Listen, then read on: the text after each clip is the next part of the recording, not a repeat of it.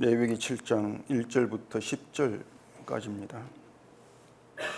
속건제의 규례는 이러하니라. 이는 지극히 거룩하니 번제물을 잡는 곳에서 속건제의 번제물을 잡을 것이요 제사장은 그 피를 제단 사방에 뿌릴 것이며 그 기름을 모두 들이되 곧 그 기름진 꼬리와 내장에 덮인 기름과 두 콩팥과 그 위에 기름 곧 허리 쪽에 있는 것과 간에 덮인 끝부를 콩팥과 함께 떼어내고 제사장은 그것을 다 제단 위에서 불살라 여호와께 화제로 드릴 것이니 이는 속건제니라.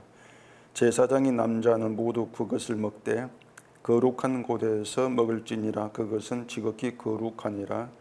속죄제와 속건제는 규례가 같더니 그 제물은 속죄하는 제사장에게로 돌아갈 것이요 사람을 위하여 번제를 드리는 제사장 곧 그 제사장은 그 드린 번제물의 가죽을 자기가 가질 것이며 화덕에 구운 소제물과 냄비에나 철판에서 만든 소제물은 모두 그 드린 제사장에게로 돌아갈 것이니 소제물은 기름 섞은 것이나 마른 것이나 모두 아론의 모든 자손이 균등하게 분배할 것이니라. 아멘. 기도하겠습니다. 하나님 아버지, 우리가 말씀 앞에 나오지 않으면 안 되는 그 이유를 알게 하시옵기를 원하옵니다. 무지한 우리로서는 하나님의 끝을 알 수가 없는 것이고 인간됨도 알 수가 없습니다. 오늘도 말씀 앞에서 하나님이 드러내신 인간이 어떠한 존재인 걸 알게 하시고 그 가운데에 생하신 하나님 일을 깨닫고 오직 그 일만 높일 수 있는 저희가 되게 하시옵소서. 예수님 이름으로 기도합니다. 아멘. 우리가 기독교와 유대교가 어떻게 다른가 이걸 물어본다면은 다들 기독교는 예수님을 구세주 메시아로 믿고 유대교는 예수를 메시아로 믿지 아니한다. 이건 기본적으로 다 아는 내용이라고 할 수가 있습니다. 그러면 기독교의 신앙생활과 유대교의 신앙생활은 어떻게 다른가 이렇게 물어보면은 이것도 유대교는 율법주의이기 때문에 율법을 지키는 것이 신앙의 중심이고 그것이 구원의 근거로 삼고 있지만 기독교는 율법이 아니고 예수 안에서 자유하는 신앙생활을 한다. 이 정도의 답도 기독교인들은 할 수가 있을 거란 말입니다. 설령 말로 이런 답을 하지는 못한다 할지라도 이렇게 얘기하면 다 맞다 그렇게 동의를 하겠죠. 다시 말해서 대부분의 기독교인들은 자신이 어떤 유대교의 신앙 방식이라든가 또 율법주의자다 이런 생각을 하지를 않는다는 겁니다. 율법주의자라고 하는 것이 율법을 지켜서 구원을 받겠다고 하는 그런 사람들이라는 걸 알고 있기 때문에 율법주의가 성경에 맞지 않다. 그 정도는 다 알고 있단 말입니다. 그렇기 때문에 만약 자기를 향해서 당신은 율법주의자다 이렇게 얘기하면은 당장 반발하게 되어 있죠. 왜 그런가 하면은 지금의 기독교인은 예수를 믿어야 구원을 받는다고 믿는 이제 그런 사람이지 율법 지켜서 구원받겠다는 사람은 아니기 때문에 나는 율법주의자가 아니다 이렇게 반발하는 것이 당연하단 말입니다. 자기를 율법주의자가 아닌 걸 부정을 하는 거죠. 기독교인들의 생각에는 그렇습니다. 율법주의자는 기본적으로 유대교다 그렇게 인식이 되어 있습니다. 유대교가 율법주의자다. 그리고 또 믿음이 아니고 행위 구원을 주장하는 이러한 기독교는 이단이다. 또 이렇게들 알고 있는 거죠. 이렇게 교회를 다니는 사람들은 하나같이 자신이 기독교의 핵심 교리라고 할 수가 있는 구원은 오직 그리스도를 믿음으로 된다. 이 사실을 믿고 있다. 그렇게 생각을 한다는 겁니다. 그리고 또 인간 행위로 구원을 받겠다고 하는 것은 성경이 아니다. 또 이렇게 얘기를 한단 말입니다.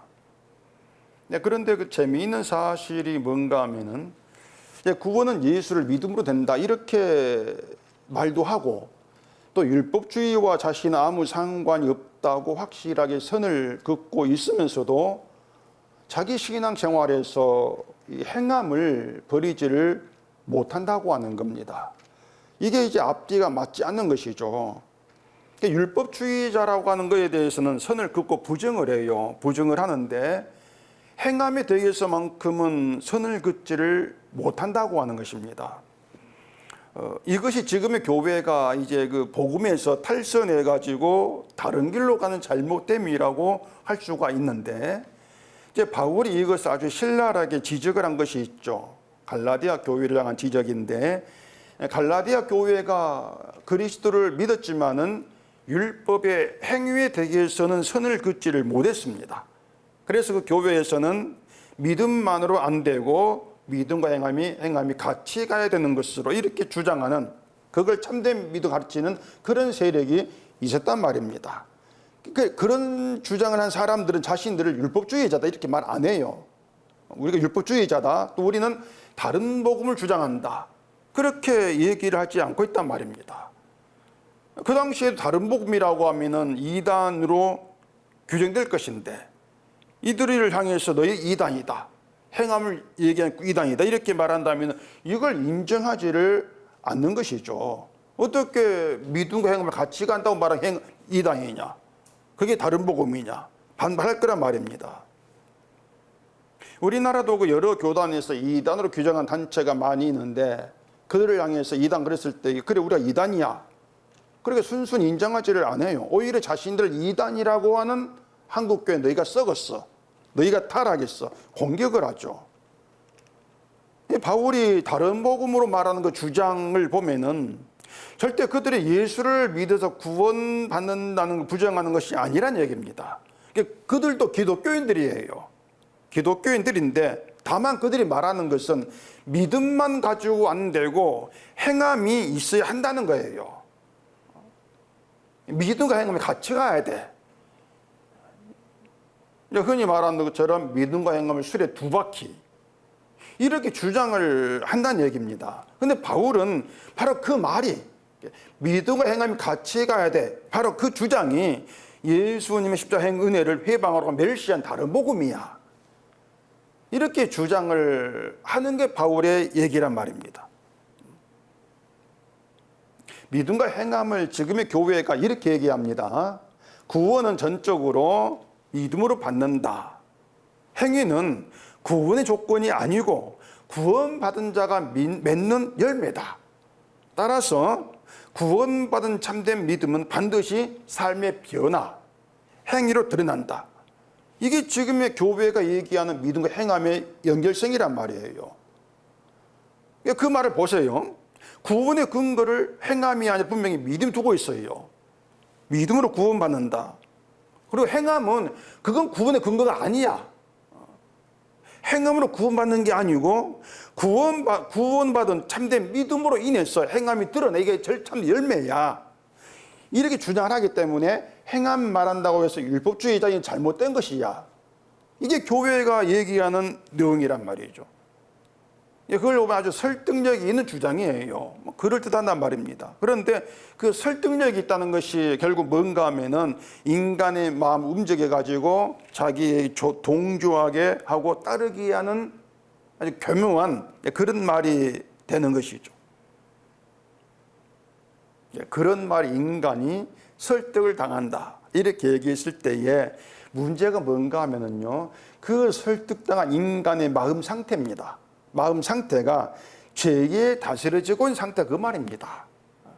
죄에 다스림받고 있는 상태다. 그렇기 때문에 나를 설득하는 그 말의 문제성, 나를 설득하는 그 말이 잘못되면 무언가를 간파를 못하는 거예요. 내가 이미 마음이 죄에게 다스리는 마음이기 때문에 그런 마음을 가지고는 그 나를 설득하는 말이 잘못됨을 알 수가 없는 거죠. 그래서 성경이 아닌데 바울이 말한 건 다른 복음인데 그 다른 복음이 그럴듯하게 들린단 말입니다. 그러면서 그 말대로 하면 나에게 뭔가 좋은 유리한 결과, 그래 맞아, 이렇게 하는 게 참된 믿음이고 이 믿음이 진짜가 되어서 내가 구원받지, 이렇게 생각되면서 거기에 동조를 하게 되어지는 거예요. 자, 제가 설득이란 말을 했는데 인간을 최초로 설득한 게 사탄입니다. 사탄이고 최초로 설득당한 대상이 또 인간이란 말이에요. 창세기 3장을 한번 보십시다. 창세기 3장 1절입니다. 그런데 뱀은 여호와 하나님이 지으신 들짐승 중에 가장 간교하느니라. 뱀이 여자에게 물어 이르되 하나님이 참으로 너희에게 동산 모든 나무의 열매를 먹지 말라 하시더냐. 여자가 뱀에게 말하되 동산 나무의 열매를 우리가 먹을 수 있으나 동산 중앙에 있는 나무의 열매는 하나님의 말씀에 너희는 먹지도 말고 만지지도 말라 너희가 죽을까 하노라 하셨느니라. 뱀이 여자에게 이르되 너희가 결코 죽지 아니하리라. 너희가 그것을 먹는 날에는 너희 눈이 밝아져 하나님과 같이 되어 선악을 알 줄 하나님이 아심이니라. 자, 사탄과 여자의 대화인데 뭐 잘하는 내용이지 않습니까? 그런데 이 대화를 여러분들이 이제 오늘 처음 본다 생각하시고 찬찬히 다시 보세요. 인간이 어떻게 무엇에 설득되는가를 보여주는 내용이에요. 그런 점에서 아주 재미가 있습니다. 이 내용이. 자, 뱀이 들짐승 중에 가장 간교하더라고 하죠. 간교하다는 것은 지혜가 그 뜻이 지혜가 있어요. 뱀, 사탄도 지혜가 있습니다. 물론 하나님의 지혜가 아니에요. 다른 지혜를 말합니다. 그리고 뱀의 지혜가 인간을 설득하는 그런 힘으로 드러나고 있는 것이죠. 뱀이 먼저 여자에게 하나님이 동산 모든 나무 열매를 먹지 말라 하시더냐 이렇게 묻습니다. 제가 2주 전에 하나님 명령에는 먹지 말라는 것만 있는 것이 아니고 먹으라는 것도 있다 이렇게 말씀드렸지 않습니까? 그 먹으라고 하는 것은 인간이 수고하는 것이 아무것도 없는 상태, 다시 말해서 에덴 동산에 있는 것을 먹을 자격이 없는 게 인간인데 그런 인간에게 모든 것을 주시는 명령, 그 말씀이 먼저 있다는 것입니다. 말씀이 허락이 있다는 것이에요. 그것은 인간이 하나님 말씀에 의해 존재하고 산다. 이걸 보여준단 말입니다. 인간은 아무것도 행하지 않아도 그 말씀 안에서 살게 돼 있다고 하는 것입니다. 근데 뱀은 그 은혜의 말씀 잘라 먹는 거예요. 그건 잘라 먹어버리고 먹지 말아라. 이것만 가지고 묻는단 말입니다. 그걸 보면은 사탄의 물음은 이미 인간이 먹고 존재하는 것이 하나님의 은혜에 의한 것이라는 걸 회방하는 것을 시작한단 말입니다. 은혜를 회방한단 말이에요. 먹지 말라고 하신 것만 먹지 않는, 그러니까 하나님 말씀만 어기지 않으면 된다는 이런 생각으로 끌어가요. 무슨 말이냐면 먹으라, 이건 잘라버리고 먹지 말라고 한 그 말씀만 지키면 돼, 그런 의미로 끌어간단 말입니다. 자, 이것은 여자의 답에서 이제 드러납니다. 여자가 이렇게 말하죠. 나무 열매를 먹을 수 있으나 동산 중앙의 나무 열매는 먹지도 말고 만지도 말라 너희가 죽을까 하노라 이렇게 말씀했다고 한단 말이죠. 자, 이것도 우리가 여자가 만지지도 말라 이 말을 추가했어, 또 죽는다는 것을 죽을까 하노라 이렇게 바꿨어, 이것만 생각해요. 성경을 바꾼 게 잘못이다 이렇게 말하죠. 바꾼 건 맞죠. 바꾼 건 맞는데 그렇게 바꿔서 말한 그 속마음을 좀 들여다볼 필요가 있단 말입니다. 그 속마음을 만지지도 말라 이 말을 추가했습니다. 만지지도 마. 이거 마치 그 나무 근처에 있는 얼씬도 하지 못하게 하는 그런 느낌을 준단 말입니다. 이 나무는 위험해 너희에게, 근처에 가시지도 마, 그런 느낌을 준단 말이에요. 그리고 죽을까 하노라 이 말은요 마치 하나님이 인간을 염려해 주는 같은 그런 느낌이었습니까? 너희가 죽을까 내가 염려스럽다, 그러니 만지지도 마라, 근처에 가지도 말아라, 이런 의미로 들린단 말이에요. 부모가 아이들에게 큰 길은 차가 많이 다니다 위험하니까 얼씬도 하지 마라, 큰 길은, 그런 의미란 말입니다. 내가 근처 가지도 마, 이런 식으로 하나님을 어떻게 생각하냐면 자기를 죽을까 염려해 주는 그런 하나님으로 그렇게 생각한 가운데에서 죽을까 하노라. 이런 말을 하는 것으로 볼 수 있다는 얘기죠. 자신들이 죽을까 염려하신 하나님. 결국 이 대화에서 드러난 게 뭐냐면은 이미 여자의 중심에는 하나 어떻게 하냐면은 자기를 염려해 주는 그런 하나님. 그러니까 인간을 중심으로 하는 그게 여자의 그 생각이란 말입니다. 인간이 중심이 됐단 말이에요. 이런 인간에게 뱀이 안 죽는다. 염려하지만 안 죽어. 이렇게 얘기하죠. 염려를 이제는 내려놓게 하는 거예요. 그러면서 먹으면 하나같이 된다. 이렇게 설득을 하는 거예요. 이미 여자의 마음은, 속마음은 자기가 중심이에요. 인간이. 내가 중심이란 말입니다. 그 상태에서 먹으면 하나같이 돼. 나를 위한 말에 설득을 당하는 거죠. 설득을 당한 상태에서 열매를 보니까 보암직도 하고 먹음직도 탐스럽기도 하다. 그렇게 보게 된단 말입니다. 그렇게 인간을 설득하는 그 힘, 그게 사탄의 간교함이고 지혜란 말입니다. 그런 점에 본다면은 구원받은 참된 믿음의 열매는 행함으로 드러나기 때문에 행함이 참된 믿음이다. 그 행함은 삶의 변화로 드러난다. 이러한 말이 옳다. 이렇게 받아들이는 것이 다른 복음에 설득당하는 거죠. 이미. 설득당해서 믿음 아닌 것을 믿음으로 알고 살아가는 지금의 현실이다. 이렇게 판단해 볼 수 있단 말입니다. 지금의 교회 현실이 간교한 사탄에게 설득당해 살고 있는 거예요. 믿음 아닌 다른 복음에 설득당해 있단 말입니다. 그렇게 이미 설득당했기 때문에 설득당했다고 하는 것은 이게 옳다. 그렇게 받은 거 아니겠습니까?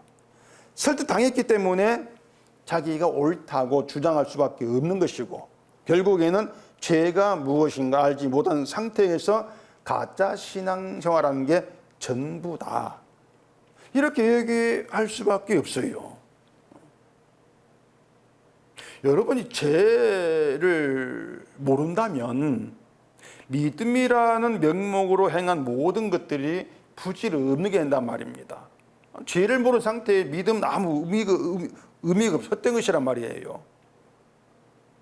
이것을 이스라엘의 제사 규례에서 생각해 보면은 모든 제사가 죄와 연결되어 있습니다.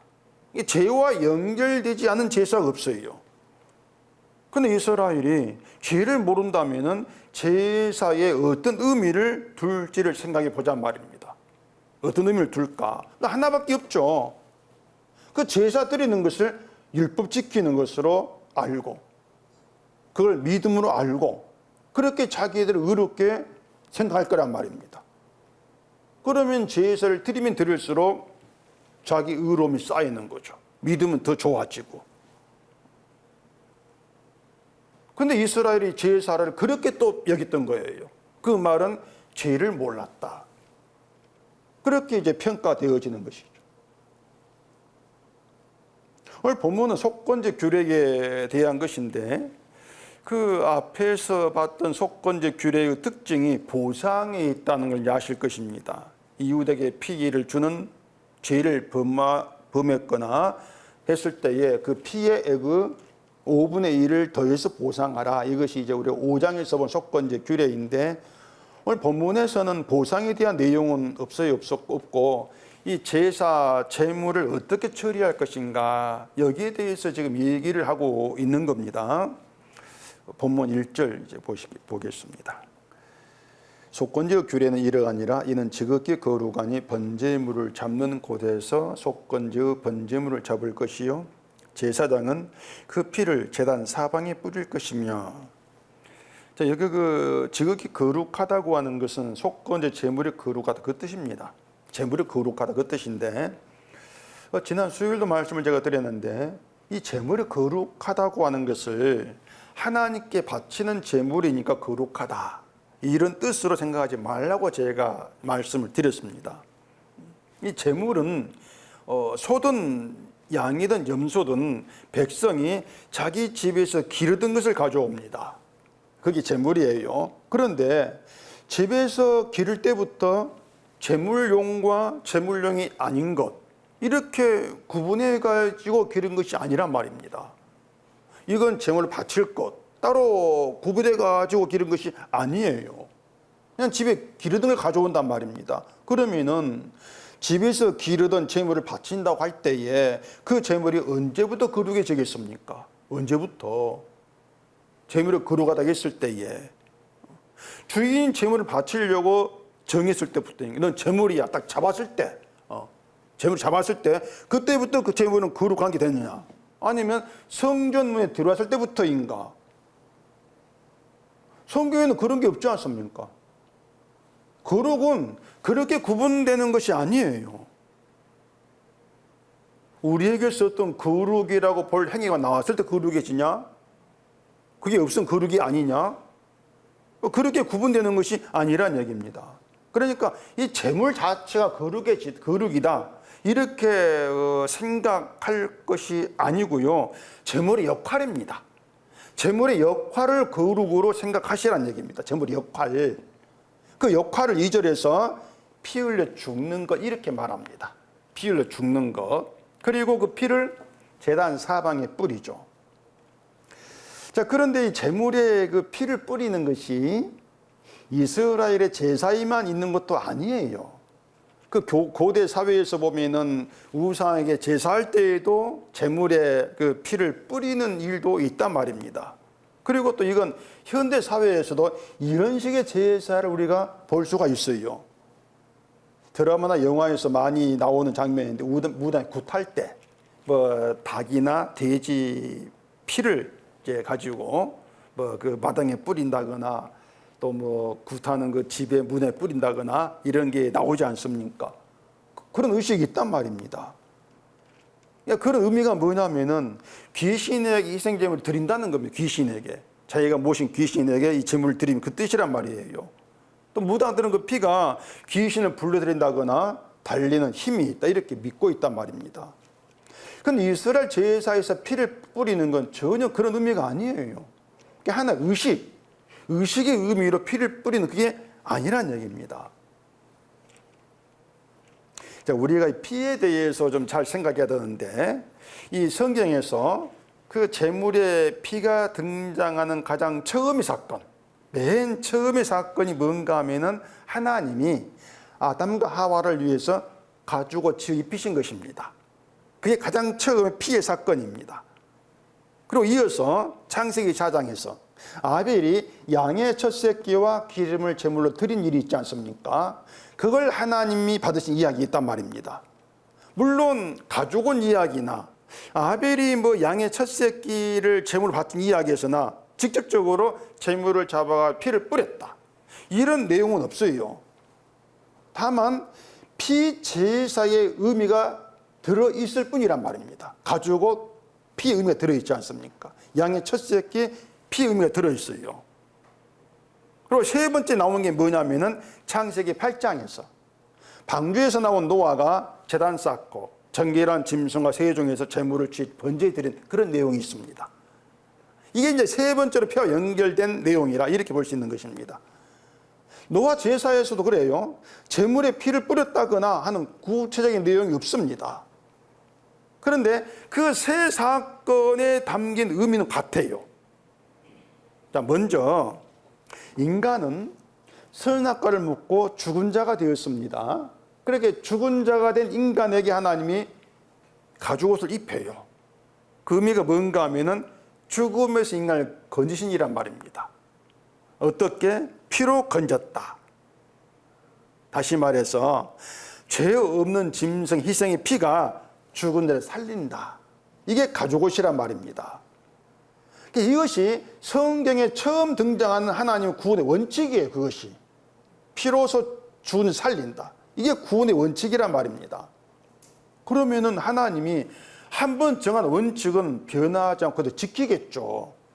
피로 구원한다. 이 원칙이 성경 맞으면 계속 가는 거예요. 십자가에 완성된 채로 계속 간단 말입니다. 이것이 우리가 기억해야 될 내용이란 말입니다. 구원의 원칙은 피다. 이걸 기억해야 돼요. 그 다음에 두 번째가 뭐라 하겠습니까? 하나님이 아벨과 제물을 받으신 것이라 했는데 하나님이 받으시는 것은 거룩한 존재라 그 뜻이란 말입니다. 죄를 그대로 받겠습니까? 거룩한 존재를 받을 수 있는 얘기죠. 아벨도 가인과 똑같은 인간이에요. 그런 점에서 아벨도 부정한 존재입니다. 그 부정한 존재가 양의 첫 새끼, 기름, 다시 말해서 희생의 피와 기름으로 인해서 하나님이 받으신 거룩한 존재가 된 것이란 말입니다. 피로 인해서 거룩하게 되었다.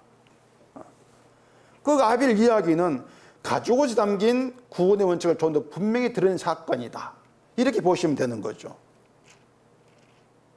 이러한 구원의 원칙이 노아 제사에서 드러나는데, 노아 제사를 구원받은 것에 대한 감사의 표시, 이렇게 해석하는 사람도 많아요. 근데 이것이 바로 인간을 중심으로 성경을 보는 잘못된 시각인데, 구원받은 것에 대한 감사의 제사라면은 그건 나의 구원을 중요하게 여기는 게 되겠죠. 내 구원이 중요해. 그러니 내 구원받은 감사한 제사 드린다. 이렇게 된단 말입니다. 그리고 하나님도 인간을 구원하는 그런 분으로 보는 거란 말이죠. 그런 놈들이 하와가 죽을까 하노라 이렇게 말한 것과 다르지가 않아요. 이처럼 인간을 중심에 두고 성경을 보게 되어지면 결국 하나님의 일은 인간을 위한 일로 될 수밖에 없단 말입니다. 지금의 기독교가 하나님을 말하는 것처럼. 그래서 노아처럼 방주를 만들라, 이 말씀을 실천하는 것이 구원의 중요한 근거가 돼, 중요한 행위야, 이렇게 보지 않습니까? 창세기 6장에서 사람의 죄악이 세상에 가득하고 모든 계획이 악하다, 이걸 보시고 인간을 지면에 쓸어버리겠다, 이렇게 말씀했단 말입니다. 그 악한 인간에서 노아가 제외된 게 아니에요. 노아도 쓸어버림을 당해야 할 약한 인간이란 말입니다.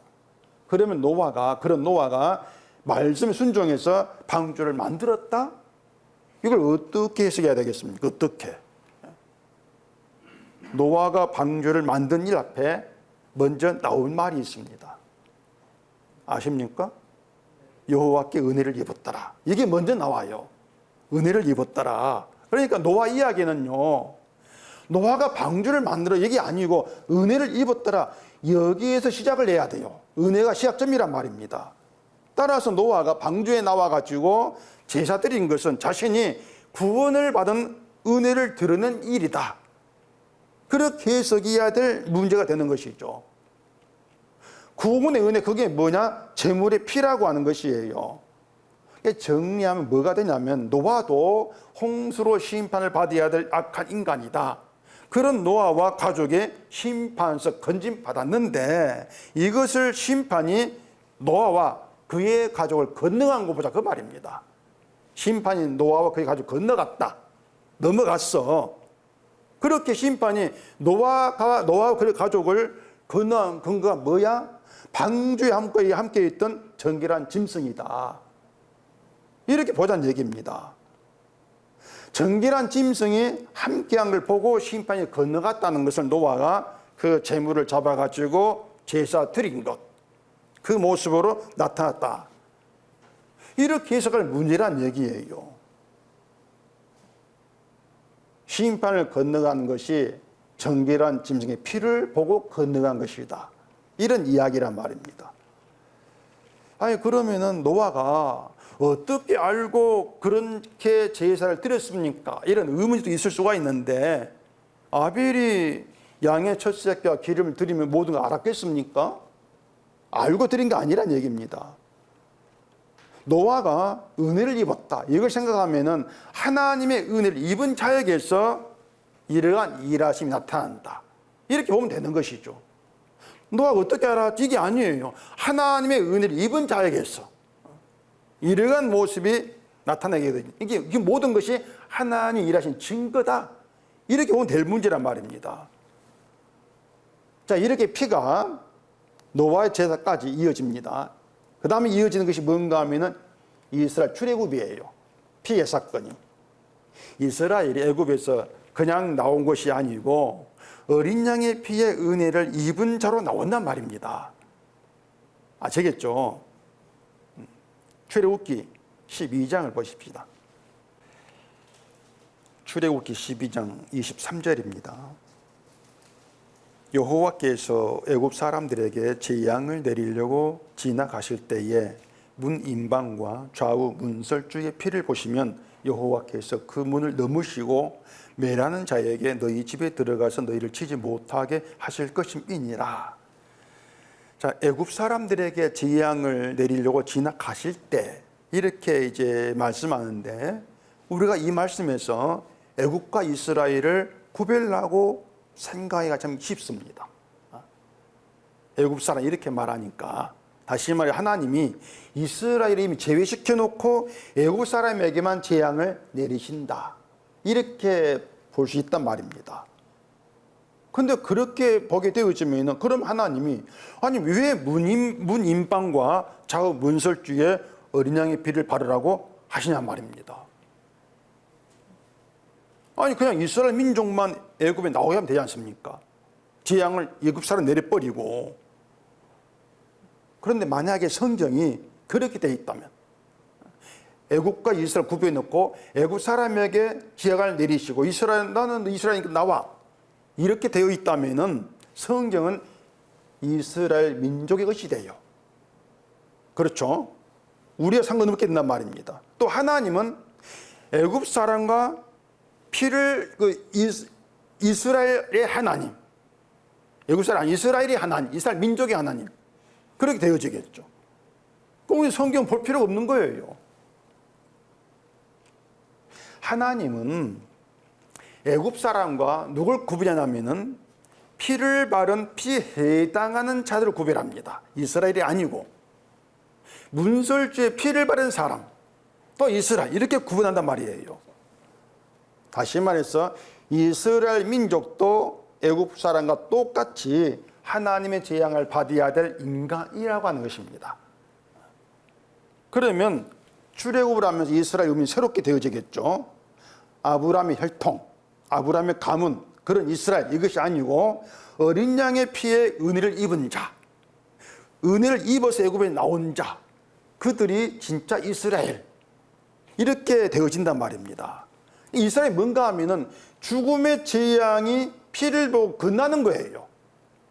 죽음의 천사가 피를 보고 건너는 것, 매라는 자가 피를 보고 건너는 것, 그렇게 해서 살아난 자, 그들이 이스라엘이다, 이렇게 해석이 되어지는 것이죠. 자, 가죽옷에 담긴 하나님의 구원의 원칙이 희생이 필요하겠습니다. 피로 인해 죽음이 넘어간다, 이 원칙이 출애굽까지 계속된 거예요. 원칙이 변하지 않고. 그리고 제사 규례에도 이 원칙이 담겨 있단 말입니다. 그게 뭐냐, 피를 제단 사방에 뿌리는 것, 이렇게 드러나고 있는 것이에요. 여러분, 제단은 어떤 제단입니까? 희생 제물이 죽임을 당하고 온몸이 쪼개져 가지고 불태워지는, 하루 종일 불태워지는 그 제단이란 말입니다. 제물을 가져온 사람이 제물에게 안수한다고 했지 않습니까? 안수하는 것은 내 운명을 제물이 대신한다, 그 뜻이란 말이에요. 그럼 제물이 죽는다? 그게 뭐예요? 인간의 운명은 하나님께 죽임을 당하는 운명이다, 이걸 보여준단 말입니다, 제물이. 그러면 그 제물의 피를 제단 사방에 뿌리라, 그 의미가 뭐겠어요? 출애굽처럼 하나님의 재앙, 하나님의 심판이 제물의 피를 보고 넘어갔다, 그게 너희야, 그 사실을 알리는 거예요. 제물의 피가 너희의 죽음을 넘어갔어. 그래서 이스라엘은 죄 없는 희생 제물의 피를 구원의 원칙으로 속에 품고 있어야 될 그런 자들이다, 이런 점에서 자기 행위를 보면 안 돼요. 그게 이스라엘이란 말입니다. 그런 점에서 인간 구원에 가장 걸림돌 되는 것, 십자가에 가장 걸림되는 것이 바로 뭐냐면 내 행위입니다. 자기 행위. 이게 십자가에 가장 걸림돌이 되는 거예요. 결국에는 죽음의 사람들은, 기독교인들은 자기 행함이 걸려 넘어져 있는데도 그것을 알지를 못하죠. 이것이 말씀드린 것처럼 사탄에게 설득을 당해서 다른 믿음의 길을 가고 있는 그런 현재일 수밖에 없단 말입니다. 자, 그렇게 제물의 피를 뿌려야겠고, 다음에 이제 뭔가 하면은 6절을 보겠습니다. 제사장인 남자는 모두 그것을 먹되 거룩한 곳에서 먹을지니라. 그것은 지극히 거룩하니라.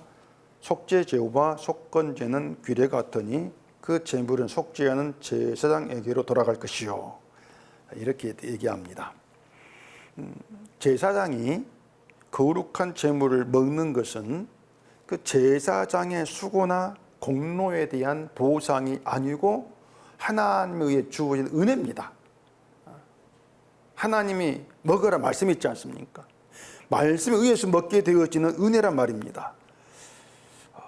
이것을 먼 옛날 이야기로 복잡하게 생각할 것 없이 그 베드로전서 2장에서 너희는 왕 같은 제사장이요 이렇게 말을 했으니까 우리가 성도가 제사장이란 말입니다.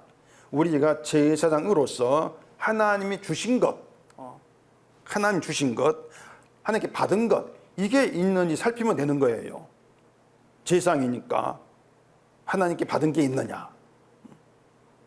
자, 그러면 먼저 우리가 열심히 신앙생활한 덕분에 받은 것이 있는가? 먼저 찾아보세요. 찾지 못할 겁니다. 아무리 둘러봐도 우리의 눈에 성에 차는 것이 없지 않습니까? 뭔가 남보다 더 크게 받았어. 이렇게 생각되는 게 보여야만이 내가 믿음 덕분에 이렇게 받았구나 할 것인데 그게 없단 말이에요. 내 성이 차는 게 없다. 뭔가 크다고 할 것이 없단 말입니다. 오히려 크다고 하는 것은 불신자들에게 더 많이 보이지 않겠습니까? 안 믿는 사람들에게. 그러니까 보이는 것 말고 보이지 않는 것에서 찾아야 돼요. 하나님 주신 것을. 하나님이 제사장에게 주신 것을 제물의 고기로만 생각하면 별것 아닙니다. 그 고기가 한 거인 두 거인지 간 별것 아니에요. 그 단지 고기로 본다면은 이것은 그냥 성전 밖에는 백성들이 더 많이 먹지 않겠습니까? 짐승을 많이 키우니까 그들이 더 풍족하겠죠. 그런데 이건 그냥 고기가 아니고 어떤 고기입니까? 6절에서 지극히 거룩하니라. 거룩한 고기란 말입니다. 거룩한 제물의 고기예요. 거룩한 고기다. 이 거룩한 고기는 누구도 마음대로 먹을 수가 없어요. 마음대로 먹으면 죽어요. 하나님께서 먹으라고 허락한 자만 먹게 된단 말입니다. 그러면 하나님이 제사장에게 주신 것은 단순한 고기가 아니라 뭐다? 거룩이다. 거룩을 주신 거룩을 거룩하게 하신 것. 그러면은 제사장 된 성도에게 하나님 주신 것 뭐겠습니까? 거룩이죠. 성도가 거룩히 여김받은 자 아닙니까? 바울이 말한 대로 거룩이 입었다. 거룩을 받은 거예요. 그게 성도란 말입니다. 그게 성도가 유일하게 성도만이 받을 수 있는 하나님 주신 것이란 말이죠. 그 거룩은 우리가 열심히 신앙생활에서 만든 것이 아닌 게 분명하지 않습니까? 세상에 있는 것도 아니고 말입니다. 하나님이 이것도 거룩을 주께 받아. 이렇게 해서 우리가 얼른 받고 붓기 받는 것처럼 그렇게 받아 챙긴 것도 아니에요. 거룩을 우리가 어떻게 받는가 하면요. 제단에 피를 뿌린 것처럼 하나님의 심판이 피를 보고 건너감으로써 주어진 거룩이란 말입니다. 피의 은혜로 인해서 입게 된 거룩이다. 그래서 피로 거룩해진 자를 성도라고 하는 것이죠. 이게 예수의 피로 거룩함을 입은 성도. 이걸 얘기한단 말입니다. 이게 성도라면은 성도된 여기에다가 행함을 집어넣을 수 있는 걸 생각해 보자는 말입니다. 못 들어가요, 행함이. 서당교도 3년 풍을 읊는다고 우리가 들은 풍물을 가지고 행함 집어넣으면 안 돼. 이렇게 말할 것이 아니고 왜 안 되는지를 좀 알아야 한단 말입니다. 왜 안 되는지. 그걸 간단하게 말하면은 하나님의 구원의 원칙이 피고 우리가 행함을 집어넣는 것이 피의 은혜를 해방하는 것이에요. 그래 안 된다. 선을 그어야 되는 것이죠. 이것도 기독교인들이 이렇게 말하는 것도 마땅할 것입니다. 이게 문제가 뭔가 하면 이겁니다. 구원 이후의 믿음. 구원 이후의 믿음은 행함으로 증거된다. 구원받았는데 그 믿음이 가만히 있으면 되겠는가? 이 생각이 오류를 모른다고 하는 거예요. 이게 참 답답한 문제죠. 자, 제사에 상번제가 있습니다. 아침, 저녁 상번제가 있죠.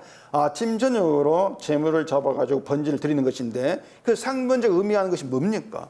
죽임을 당해야 될 죄인으로 하나님께 나오고 그런 죄인이 피를 인해서 늘 생명을 얻었다.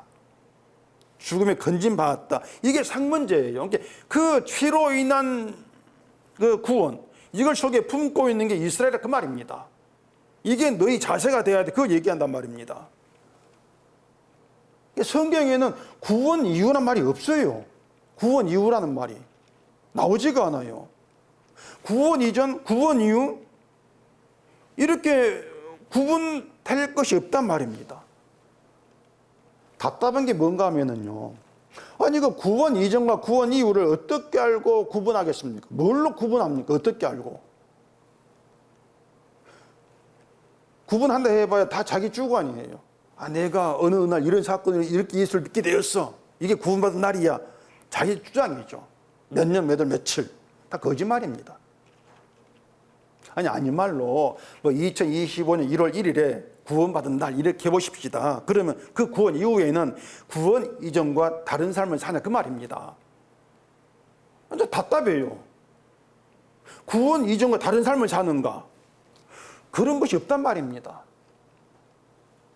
똑같아요. 여전 죄 가운데에서 자기 중심을 살아간단 말입니다. 이것저것 따질 것 없이 하와처럼 하나님을 나 중심으로 나를 위해 일하시는 그런 분을 알고 살지 않습니까? 구원받아도. 그런데 뭐가 달라졌어? 변화된 게 뭐냔 말이에요. 성화된 게 뭐냔 말입니다. 술 끊고 담배 끊고 이건 기독교를 말 그대로 웃음거리 만드는 것입니다.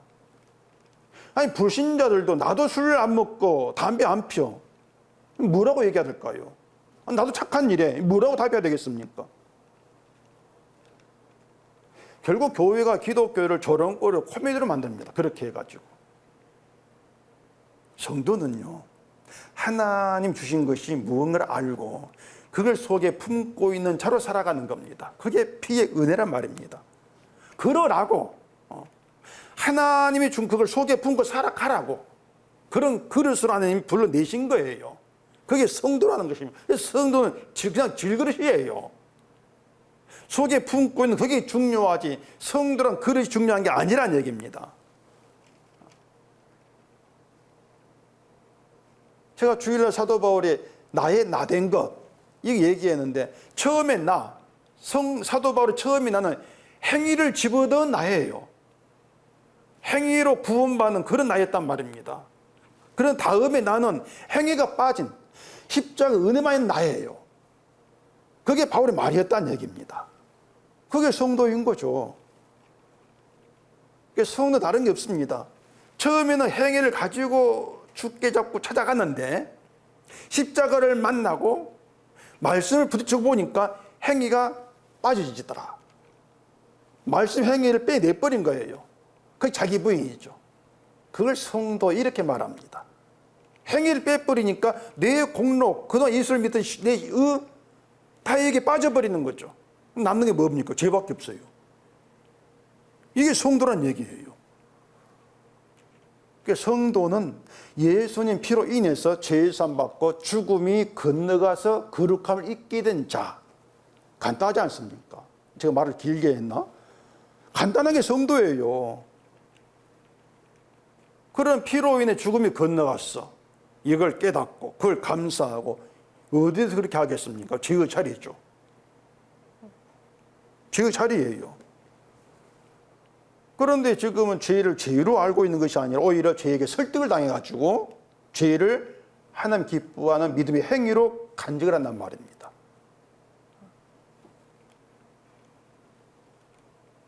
결국 내가 나에게 설득당하는 거예요. 항상 내가. 나의 제의 속마음에 의해서 내가 설득당한다. 이렇게 보시면 돼요. 그렇게 죄에게 설득을 당해서 죄를 믿음으로 알고 헛된 삶을 살았다는 걸 깨닫게 하는 것이 말씀이죠. 이게 복음이고. 그래, 말씀이 어떻게 깨닫게 하는가 하면은 자기 중심 인간에게 나올 건 죄밖에 없다. 이 사실을 알게 하는 것입니다. 인간은 무엇을 해도 변화되고 개선될 가능성이 없어. 이걸 알게 하는 거죠. 그렇게 나를 알게 되어지는 것이 그게 성령의 일하심이에요.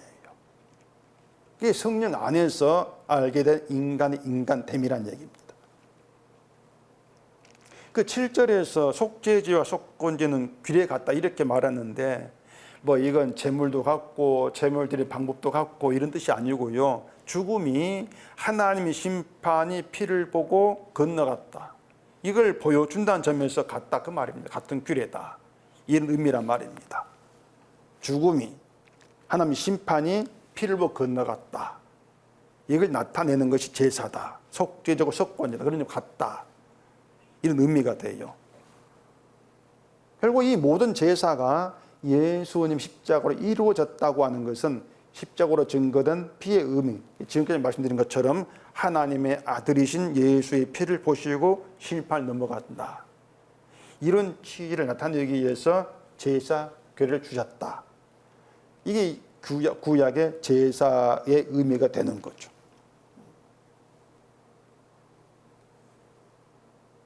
십자가를 믿는 것으로 구원은 끝났어. 그런 거 없어요. 십자가를 믿었어? 그 다음 뭘 해야지? 이것도 없어요. 그게 인간이 자기 분수를 갖고 넘어선단 말입니다. 그것이. 인간은 십자가를 믿는 거니 구원은 끝나서 얘기 아니에요. 십자가 안에서 계속 나아가는 겁니다. 십자가 안에서. 그게 믿음이라고 하는 것입니다. 십자가 안에서 예수의 피로 심판이 건너갔다.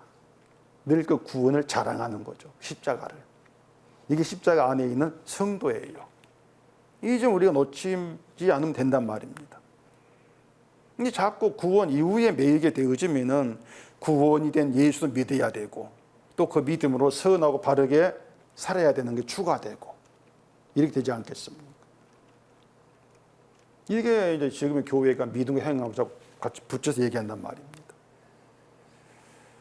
빌립보서 2장을 한번 찾아보십시다.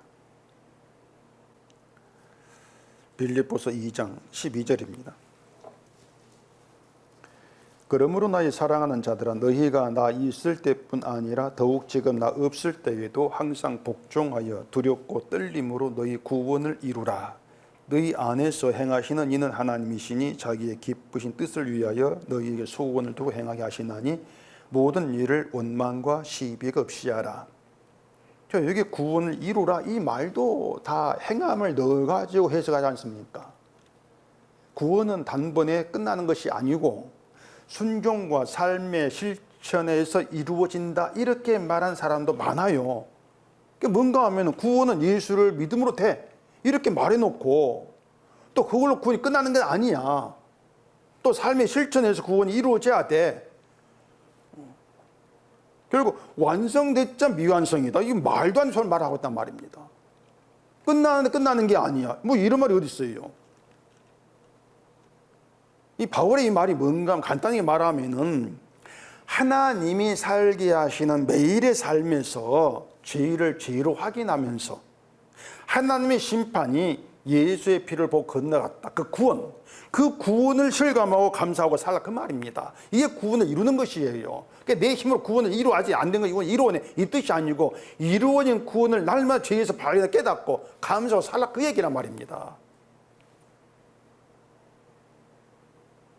그러니까 하나님 뜻이 뭔가 하면은 우리 속에 소금 두고 행하신 하나님의 일은 선한 삶을 살아라 이것이 아니고 예수의 피로 드러난 구원의 은혜를 감사하고 잘하고 찬송하는 겁니다. 그게 하나님의 뜻이에요. 그래서 하나님이 우리를 어떤 삶으로 인도하시든지 간에 그것이 원망과 시비거리가 되지 않는 거죠. 하나님 왜 난 이렇게 살고 저 사람 저렇게 살게 합니까? 이런 원망이 되지 않는 거예요. 왜 그러면 모든 삶이 누가 어떻게 다르다 할지라도 모든 삶이 내 죄를 드러내는 보기 위한 한 일하심이니까 이렇게 살든 저렇게 살든 거기에서 내 죄를 보면 되는 거죠. 그리고 원망이 되지 않는단 말입니다. 또 모든 사람이 같은 죄 가운데 있으니까 너는 왜 죄를 해? 죄를 행하냐? 이런 시비거리가 될 수도 없는 것이 뭐 똑같으니까. 바울이 그 얘기하고 있단 말입니다. 행함을 집어넣게 되어지면 원망이 되고 시비거리가 될 수밖에 없는 거예요. 행함이 들어가게 되어지면은. 난 이렇게 했는데 왜 이렇게 살게 합니까? 원망이 나올 수밖에 없지 않습니까? 근데 행함을 빼버리면은 시비거리가 안 되고 원망도 없어요. 간단한 그 이치란 말입니다.